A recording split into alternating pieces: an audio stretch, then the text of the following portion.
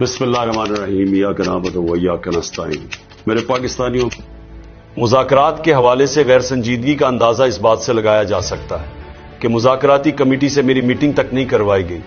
ایسا لگتا ہے جیسے مذاکرات کا مقصد صرف اور صرف وقت کا ضیاع ہے تاکہ 26 نومبر کے اسلام آباد قتل عام پر عوامی ری ایکشن کو کم کیا جا سکے۔ 26 نومبر کو پرامن شہریوں کا قتل عام کیا گیا، ان کو سیدھی گولیاں مار کر ڈی چوک میں خون سے نہلایا گیا۔ ہمارے کئی افراد اب تک لاپتہ ہیں۔ کسی بھی مہذب معاشرے میں ایسا واقعہ ہونے کے بعد گولیاں چلانے والے اپنے انجام کو پہنچ چکے ہوتے، لیکن یہ حکومت ابھی تک ایک جوڈیشل کمیشن کی تشکیل نہیں کر پائی۔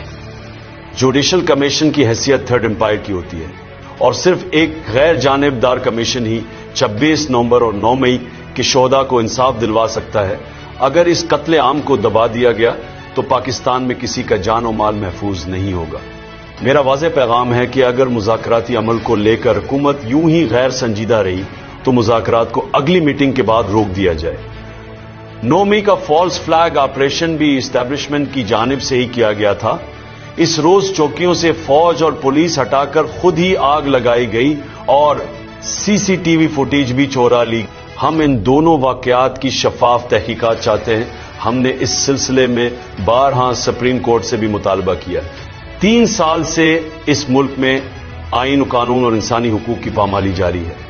لوگوں کے گھروں کا تقدس پامال کر کے ان کو اغوا کیا جا رہا ہے، تشدد اور جبر کیا جا رہا ہے، ان کے گھر اور کاروبار تباہ کیے گئے۔ ہمارے ہر ٹکٹ ہولڈر کے لیے ان کے حلقوں میں زندگی تنگ کر دی گئی۔ میرا اپنا گھر 2 مرتبہ توڑا گیا۔ ہم نے اس سلسلے میں لاہور ہائی کورٹ سے رجوع کیا۔ یہ کیس جسٹس باقر نجفی کی سربراہی میں 5 ججز نے سنا، مگر 1.5 سال سے اس کا فیصلہ محفوظ ہے اور سنایا نہیں گیا۔ پھر ہم نے اسلام آباد ہائی کورٹ میں جسٹس عامر فاروق اور سپریم کورٹ میں قاضی سے بھی رجوع کیا، لیکن ان دونوں نے ہی اسٹیبلشمنٹ کے اوپننگ بیٹسمین کا کردار ادا کیا۔ ہمارے جو بے قصور لوگ ملٹری تحویل میں رہے ان پر شدید ترین ذہنی اور جسمانی تشدد کیا گیا۔ سمیع وزیر کی حالت اس تشدد کا منہ بولتا ثبوت ہے۔ اس سے پہلے جو کچھ تحریک انصاف کے رہنماؤں شہباز گل، اعظم سواتی سمیت دیگر کے ساتھ کیا گیا، وہ بھی کسی سے ڈھکا چھپا نہیں۔ ذل شاہ کو بے دردی سے قتل کیا گیا، انتظار پنجھوتا سے جانوروں کی طرح سلوک کیا گیا۔ یہ کون سا اصول ہے کہ جو تحریک انصاف چھوڑ دے وہ 9 مئی کے الزام سے بری ہے، اور جو نہ چھوڑے اس پر ہر قسم کا تشدد اور دباؤ جائز ہے؟ ہمیں پاکستانی نظام عدل سے بار بار رجوع کرنے کے باوجود بھی انصاف نہیں مل سکا، جس کے بعد ہمارے پاس بین الاقوامی فورمز پر آواز اٹھانے کے علاوہ کوئی راستہ نہیں بچا۔ پاکستان کی حکومت انسانی حقوق کو لے کر بین الاقوامی قوانین اور معاہدوں کی پابند ہے۔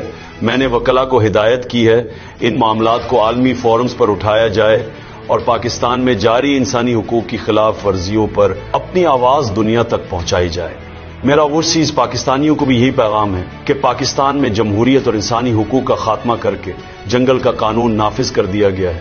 اس لیے آپ کی جانب سے ترسیل اعتذار کا بائیکاٹ بہت اہم ہے۔ پاکستان میں مقیم آپ کے پیاروں کو بھی وہی حقوق حاصل ہونے چاہیے جو آپ کو بیرون ممالک میں حاصل ہیں۔ جب تمام ایجنسیوں کو ایک سیاسی جماعت کو کچلنے پر لگا دیا جائے گا، پھر دہشت گردوں سے کون لڑے گا؟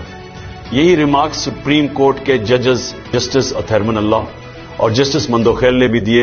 اداروں کو سیاسی انجینئرنگ پر لگا دیا گیا ہے۔ جھوٹ بول کر ہماری حکومت پر طالبان کی آبادکاری کا الزام لگایا گیا۔ ہماری حکومت کے دوران بلکہ حکومت خاتمے کے 1 سال بعد تک بھی دہشت گردی نے سر نہیں اٹھایا تھا۔ یہ سب کچھ انہی کا قصور ہے جو بلوچستان کے حالات کے ذمہ دار ہیں۔ ان سب تجربات کی بدولت پاکستان میں معیشت کا حال بدترین ہے۔ ورلڈ بینک کی حالیہ رپورٹ کے مطابق مزید 1.30 کروڑ افراد غربت کی لکیر سے نیچے جا چکے ہیں۔ عدلیہ، نیب، FIA، پولیس سمیت ہر ادارہ تحریک انصاف کے پیچھے لگا دیا گیا ہے، جس کی وجہ سے ملک کا سیاسی اور معاشی نظام درہم برہم ہے اور عدم استحکام عروج پر ہے۔ جب تک سیاسی عدم استحکام رہے گا، گروتھ ریٹ صفر ہوگا۔ یہ سب 10 سالہ آمیریت کے منصوبے کو مضبوط کرنے کے لیے کیا گیا ہے۔ جو بھی اس لاقانونیت کا ساتھ دیتا ہے اس کی اربوں کی چوری معاف کر دی جاتی ہے۔